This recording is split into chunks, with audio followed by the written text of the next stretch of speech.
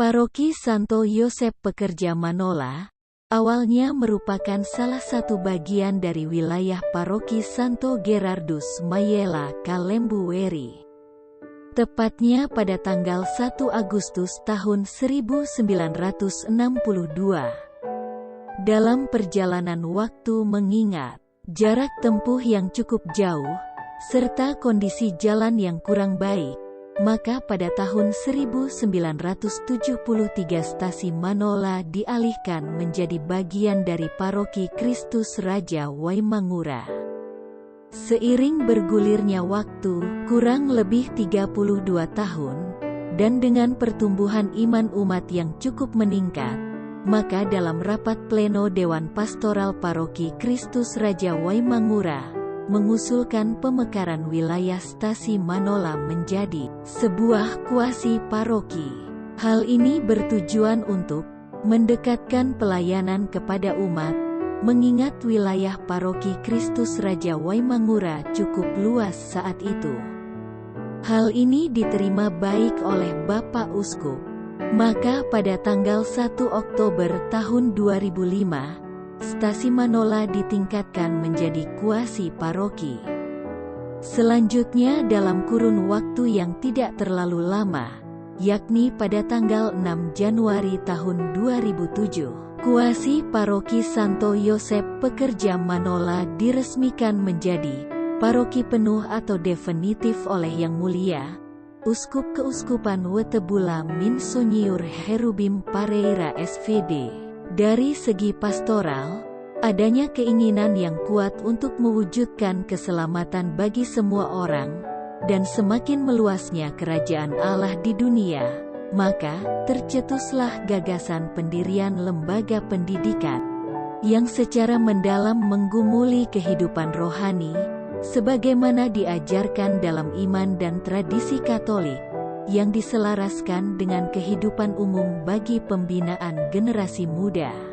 Secara sosiologis, wilayah Manola, Kecamatan Wewewa Selatan, Kabupaten Sumba Barat Daya, merupakan wilayah yang terbuka, sehingga arus komunikasi dan informasi akan cepat masuk dan mempengaruhi kehidupan sosial masyarakat juga kehidupan keagamaan. Oleh karena itu, untuk menangkal pengaruh-pengaruh negatif terutama melanda kaum muda umumnya, maka kehadiran SMAK Santo Yosep Pekerja Manola sangat didambakan dalam membangun iman Kristiani yang kokoh. Mata pencaharian masyarakat di wilayah Paroki Santo Yosep Pekerja Manola umumnya terdiri dari petani tradisional di atas lahan kering dan peternak seadanya. Seiring perubahan cuaca dan iklim yang kurang stabil, curah hujan yang tidak menentu seperti saat ini, sehingga mengakibatkan hasil panen yang kurang memadai pada beberapa bulan terakhir ini, umat dan masyarakat pada umumnya mengalami kesulitan makanan. Seiring dengan bergulirnya waktu, kurang lebih 13 tahun jumlah umat di paroki ini terus bertambah dari waktu ke waktu. Data umat per tanggal 31 Desember tahun 2019 telah mencapai 941 KK, kurang lebih 5.646 jiwa. Dalam kurun waktu 13 tahun ini, pertumbuhan dan perkembangan iman semakin hari semakin baik. Hal ini dapat kita temui melalui keaktifan umat dalam kehidupan menggereja, memberikan persembahan mereka kepada gereja, ataupun sumbangan sosial lainnya, serta keterlibatan mereka dalam kehidupan sosial bermasyarakat. Berdasarkan pengamatan dan penilaian melalui rapat Dewan Harian Paroki, bahwa ada satu bidang penting yang kurang mendapat perhatian dalam reksa pastoral Paroki Santo Yosep Pekerja Manola, yakni pendidikan dan pendampingan iman anak usia remaja. Setelah menamatkan pendidikan di SMP, umumnya siswa atau anak tidak sepenuhnya mendapat perhatian dalam pembinaan iman. Oleh karena itu, Dalam rapat pleno Dewan Pastoral Paroki di awal tahun 2020, telah menyepakati dan memutuskan bahwa akan mendirikan sebuah lembaga pendidikan sekolah menengah agama Katolik. Setelah berkonsultasi dengan pihak Yapnusda sebagai sebuah yayasan pendidikan Katolik yang ada di wilayah ini, dan Kementerian Agama Kabupaten Sumba Barat Daya, niat luhur ini sungguh direspon dengan baik oleh pihak Yapnusda. Alasan mendasar Dewan Pastoral Paroki Santo Yosep Pekerja Manola berkeinginan kuat untuk mendirikan lembaga pendidikan SMAK ini, yakni: yang pertama, anak-anak usia remaja setelah menamatkan pendidikan pada SMP, umumnya kurang mendapat perhatian dalam pendampingan dan pembinaan iman.